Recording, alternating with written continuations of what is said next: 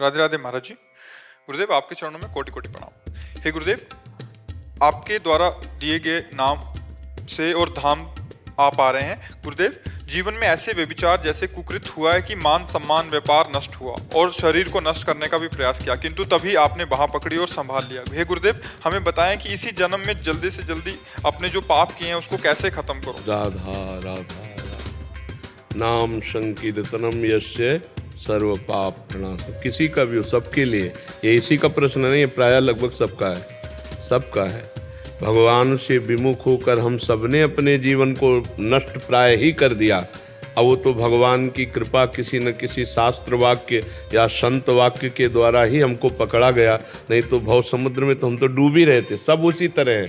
तो हम सबको नाम संकीर्तनम यस्य सर्व पाप प्रणाशनम, भगवान का नाम, भगवान की शरणागति, ये दो जल्दी से जल्दी भगवान कह रहे हैं सर्वधर्मान परित्यज्य मामेकम शरणम व्रज अहम त्वाम सर्वपापेभ्यो मोक्षयिष्यामि मा शुचः। हृदय से मेरी शरण में हो जा, केवल मेरी शरण में हो जा, मैं तुझे समस्त पापों से मुक्त कर दूंगा। तो भगवान की शरण और भगवान का नाम जप, नाम कीर्तन, लीला कथा सुनना, लीला कथा गायन करना, इसी से हम जो गलतियां हुई हैं उनका प्रायश्चित हो जाएगा। जो हमारे शरीर रचने के समय निर्धारित कर दिया गया है वो दंड भोगना पड़ेगा, क्योंकि भजन इस समय तुम्हारा नया खेती है और शरीर रचने के समय निश्चित हो चुका है। 10 साल में ये कष्ट मिलेगा, 15वें में ये मिलेगा, 20वें में ये मिलेगा। अब वो तुम्हारे अभी के भजन से नष्ट होने वाला नहीं। अब वो तो पूरे शरीर को, बड़े बड़े सिद्धों को भोगना पड़ा है, ज्ञानी महात्माओं को भोगना। इसीलिए हम इन बातों का खंडन करते हैं कि कोई छू छा करके हमारे दुख मिटा दे, सब नाटकबाजी से।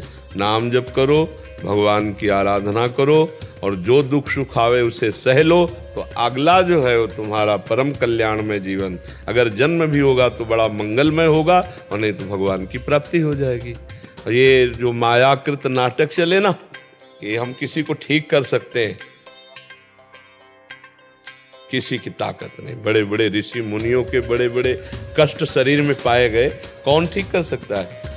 कहा मुनीस हिमवंत सुन, जो कुछ लिखा लीलार, जो कुछ लिखा लीलार, कोई ऐसा नहीं। देव धनुज नर नाग मुनि को न मेट निहार, देव धनुज नर नाग मुनि को न मेटन हार। कहा मुनीस हिमवंत सुन, जो कछ लिखा लीलार, लीलार भाग्य में। खूब नाम जप करो। जो कर्म भी हो गए इनको हम भस्म कर सकते हैं, लेकिन जिन कर्मों के परिणाम में शरीर बना है वो भोगना पड़ता है।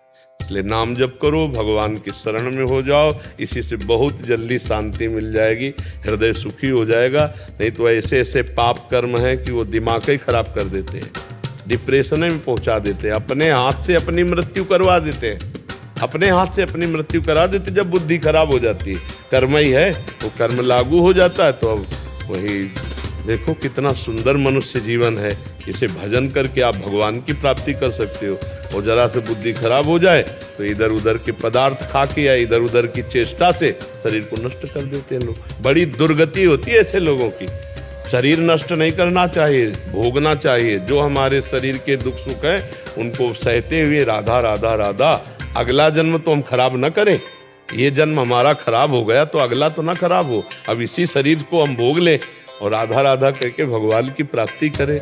नाम जप करना चाहिए, इसी से सब मंगल होता है। पंकज जी सहारनपुर से। राधा वल्लभ श्री गुरुदेव आपके चरणों में कोटि कोटि नमन। गुरुदेव, क्या अपने इष्ट की छवि घर के मंदिर के अलावा घर में किसी अन्य स्थान पर लगा सकते हैं, दीवार आदि पे? हाँ, दर्शन के लिए लगा सकते हैं। हम अपने कमरे में ऐसे लगाएंगे जो हमारी गुरुदेव, इष्ट देव, तो छवि और संत महात्माओं की भी जो है तो उठे तो उनके दर्शन हो रहे हैं, उनकी स्मृति आ रही है। इसमें दिशा क्या था, कुछ ऐसा नहीं किसी भी दिशा में लगा सकते। हाँ, हर कोई ऐसी दिशा बताओ जिसमें भगवान ना हो, संभव है ना। अरे ये सब बाहरी बातें, कहो सो कहाँ, जहाँ प्रभु ना है। कोई दिशा ऊपर नीचे कहीं ऐसी कोई जगह जहाँ भगवान ना हो, सर्वत्र भगवान है, सर्वत्र। क्या गुरुदेव की चरण पादुका जी साथ में लेकर धाम की परिक्रमा लगा सकते हैं? हाँ लगा सकते हैं।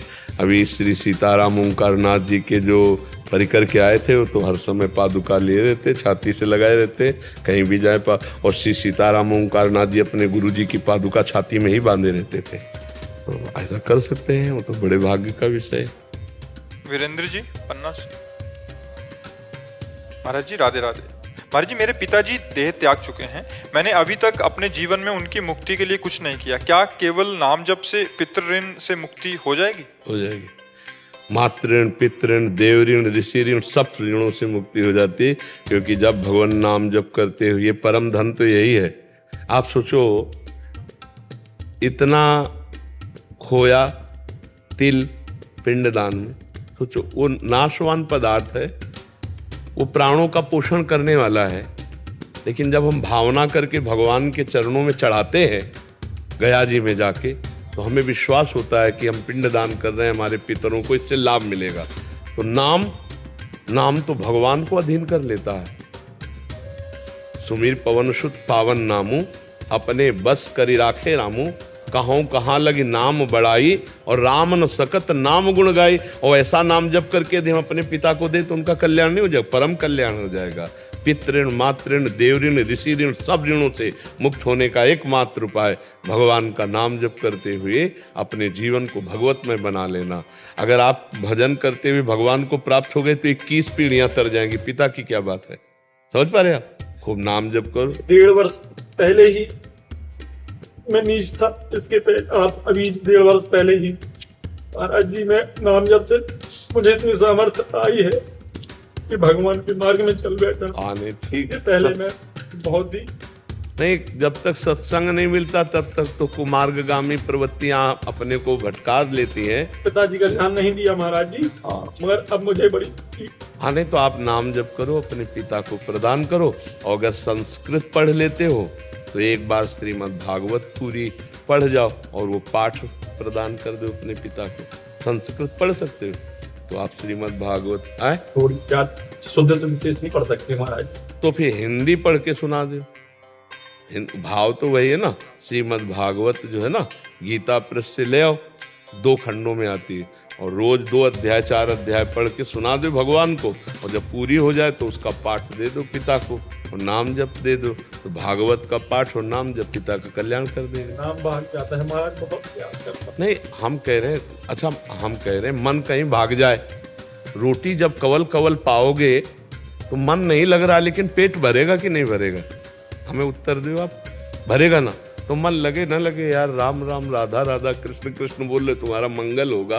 भाव कुभाव अनख आलसहु, नाम जपत मंगल दिशि दसहु। विश्वास करो इस चौपाई पे, खूब नाम जप। हाँ मन लगने लगेगा, सबका मन भागता है, फिर धीरे धीरे लगने लगता है। भगवान के नाम की अपार सामर्थ्य। महाराज जी जैसे ग्रस्त में जो रहते हैं उनको शास्त्रीय नियमावली अनुसार जो पिंडदान होता है वो तो जैसे अपने पितृ के लिए उनको करना चाहिए। हाँ अगर उनकी श्रद्धा बने तो जरूर करना चाहिए, जरूर करना चाहिए। जो हमारे पूर्वज लोग बना गए हैं परिपाटी, उसको वैसे करना चाहिए। अब जैसे वहाँ बिहार में है, हाँ गया जी, हाँ, और वहाँ पिंडदान आदि किया जाता है पितरों के लिए, तो सिद्ध स्थली है, तो वहाँ भगवान के चरण चिन्ह है, और भगवान के चरण चिन्हों में जब अर्पित किया जाता है तो भगवान की कृपा से उधर कल्याण होता है। वहाँ भगवान का चरण चिन्ह ही तो है ना। गया में यहाँ तो लाए थे ना वो चरण चिन्ह, हाँ भगवान के चरण। तो भगवान का चरण, भगवान का नाम, भगवान की लीला, भगवान की कथा, यही तो जीवों का कल्याण करती है। ज्योति जी मुंबई से। राधा वल्लभ श्री हरिवंश। महाराज जी आपके चरणों में कोटि कोटि प्रणाम। महाराज जी हम अपने बच्चों से कैसे मोह का त्याग करें? भगवत भाव करके। अब हमारे अध्यात्म के भाव में भगवत भाव करके, क्योंकि भगवान उस रूप में आकर के आपको माँ का पूरा कर्तव्य करना है। ये जो आजकल अपने कर्तव्य से चूक रहे हैं बच्चे माता पिता की सेवा से, माता पिता बच्चों के अपनी मौज मस्ती में वो बच्चों के कर्तव्य के लिए उनको प्रेरित नहीं करते। कर्तव्य प्रेरित जब तक अध्यात्म में माता पिता ने, तो माता पिता को ही नहीं पता बच्चों का कर्तव्य क्या है। केवल है कि पढ़ाई लिखाई आध्यात्मिक कोई मतलब नहीं, तो फिर उनके अंदर आधुनिकता इतनी भर जाती है कि काम आदि दोषों से युक्त होकर व्यसन आदि में चले जाते। तो हमें लगता है कि अगर हम अपने बच्चे में भगवान की भावना कर लें तो हमें मोह त्यागने की जरूरत ही नहीं है, क्योंकि भगवान के बिना हम किसी को प्यार कर ही नहीं सकते। जैसे बच्चे के अंदर से भगवान चले जाए तो भला उस शरीर को हम कितने मिनट रख सकते हैं? सोचो, प्रिय से प्रिय शरीर को हम भस्म करवा देते, नष्ट करवा देते, जब उसके अंदर से भगवान चले जाते। तो हम वर्तमान में अपने बच्चे में भगवान मानकर प्यार करें तो क्या कमी हो सकती है? किसका प्रश्न था? हम कह रहे हैं कि हम एक श्री विग्रह में भगवान मानकर प्यार करते हैं तो प्राण प्यारे लगने लगते हैं। अगर हम बच्चे में भगवान को देखकर प्यार करें तो हमें परेशानी क्या है? हमें मोह छोड़ने की जरूरत नहीं है और मोह करने की जरूरत है। क्या? अभी हम पुत्र मान के मोह कर रहे थे, अब हम भगवान मानकर प्यार करेंगे कि मेरे भगवान इस रूप में आए, मुझे माँ का सौभाग्य दिया है, मैं मन वचन कर्म से इनकी सेवा करूंगी, बस हो गया। अगर हम एक पाषाण मूर्ति में भगवान की भावना करते हैं तो हम भगवान को प्राप्त कर सकते हैं। तो हम चलते फिरते में अगर भगवान की भावना करें, जैसे हमारे शास्त्रों में कहा गया, पत्नी अपने पति को भगवान रूप देखे, पति अपनी पत्नी को अर्धांगिनी रूप देखे, माता पिता को भगवान रूप देखे। ये सब क्यों कहा गया? क्योंकि ज्यादा बाहर दौड़ने की भटकने की जरूरत नहीं, अपने घर में ही भगवत भावना कर लो। पत्नी पति में भगवत भावना कर ले, पति अपनी पत्नी में भगवत भावना कर ले, माता पिता में भगवत भावना कर ले, तो बहुत ज्यादा कुछ करने की जरूरत नहीं। नाम जप करो, धर्म पूर्वक कमाओ, परिवार की सेवा करो, भगवान को प्राप्त हो जाओ, क्योंकि आपने भगवत भावना की। और भगवान में भी भगवत भावना ना हो तो काम नहीं बनेगा। दुर्योधन ने भगवत भावना नहीं की श्री कृष्ण चंद्र में, तो श्री कृष्ण की बात मानने के लिए तैयार ही नहीं हुआ। गए तो थे, संधि दूत बनकर भगवान गए थे और कहा था कि आधा राज्य दे दो, पूरा राज्य ना सही, यद्यप तुम्हें दे देना चाहिए, क्योंकि 12 वर्ष का वनवास, 1 वर्ष का ज्ञातवास पूरा होते ही आपने कहा था मैं राज्य दे दूंगा, दे दो, नहीं दिया। तो कहा 5 गांव दे दो, 5 गांव भी नहीं दिए। कहा सुई की नोक भर नहीं देंगे बिना युद्ध के, तो भगवान ने कहा फिर तथास्तु, युद्ध को ही। तो हमें ये लगता है कि यदि हम अपने पुत्र में, अपने परिवार में भगवत भावना करें तो कितना प्रेममय जीवन होगा। सोचो, भाई भाई थोड़ी थोड़ी वस्तु के लिए एक दूसरे को मार काट रहे हैं, और थोड़े ऐसे नौजवानों की बुद्धि माया ग्रसित हो रही कि असमर्थ माता पिता को दंड दे रहे हैं, पीट रहे हैं या निकाल रहे हैं। हमें लगता है कि अगर उन्हीं में भगवत भाव करके सुंदर सुंदर भोग बना के उनको पवावे, उनकी सेवा करे, तो हमें कहीं जाने की जरूरत नहीं, उन्हीं से भगवान हमें कल्याण कर देंगे। अब ये परिवार जो हमें भगवान ने दिया, ये प्यार करने के लिए दिया है। देखो, हम लोग बाबा जी हैं, लेकिन हम क्या कर रहे हैं? आप सबको प्यार ही तो कर रहे हैं ना। आप सबसे प्यार से बातचीत करना, प्यार से मिलना, हमारा उद्देश्य हम सबका प्यार है, प्रेम है। तो हमारे परिवार में जो सदस्य हैं, अगर हम उनमें प्यार युक्त व्यवहार करके, धर्म युक्त और नाम जप करें, तो क्या भगवान की प्राप्ति नहीं हो जाएगी? भगवान जब राम जी कौशल्या जी की, तो आप वही भावना कर लो कि ये जो लाला आए हैं ये भगवान आए, तो मोह हटाने की जरूरत नहीं, भगवत भाव हो गया। और ऐसे अगर मोह हटाने की बात करो तो मोह पहले शरीर से हटाना चाहिए अपने, क्योंकि सबका कनेक्शन इसी से है ना, पुत्र का, पति का, परिवार का, दुनिया का कनेक्शन इसी से है। देह प्राण ते प्रिय कछु नहीं। अब इसको तो हम बनाए रखते, चाहे जहां भाग के चले जाएं, तो फिर नए संबंध बनते रहेंगे, मोह का नाश होगा नहीं। पूरा मोह का नाश इसके राग से नष्ट होता है। तो हम यहाँ भी भगवान को देखें, जब सबके हृदय में भगवान है तो मेरे भी हृदय में भगवान बैठे हैं। अभी बस भाव से ही काम होता है।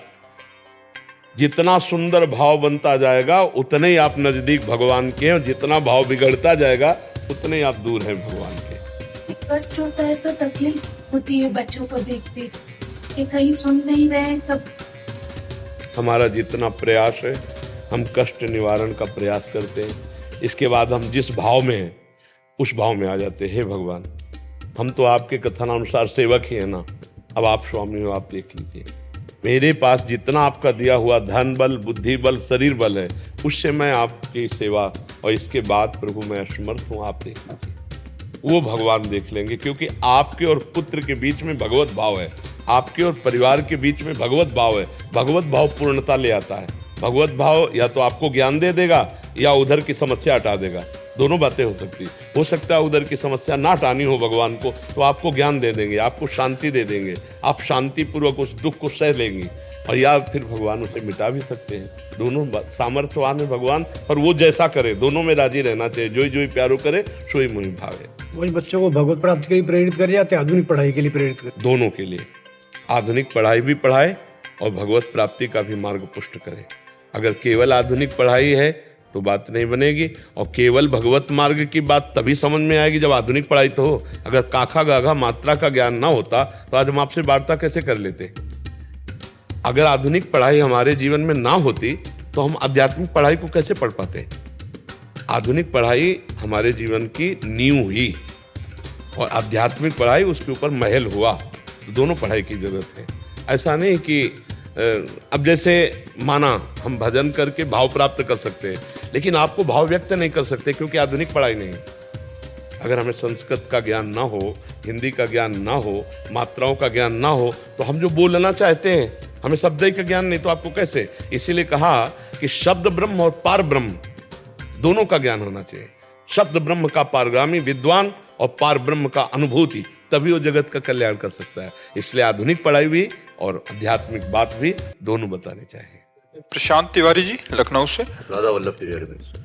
श्री हरिवंश महाराज जी आपके चरणों में कोटि कोटि प्रणाम। महाराज जी मेरा एक संशय है, जैसे आपने निरंतर नाम जप के लिए आज्ञा किया है, तो क्या नाम जप के साथ लीला चिंतन का अभ्यास भी किया जाना चाहिए? लीला चिंतन का अभ्यास नहीं होता, लीला स्फुरित होती है। जैसे देख सखी राधा पी अकेली। अब देख राधा पी को पहले देख, हमारे भावना में राधा पी आने चाहिए ना। ये दो खोर खिरक गिर गहवर, बिहरत कुंवर कंठ भुज मेली। देख सखी राधा पी अकेली। ये दो नवल किशोर रूप निधि, बिटप तमाल कनक मनोबेली। अब हमारे सामने वो शोभा आनी चाहिए नहीं। लीला चिंतन का मतलब तो यही होता है ना।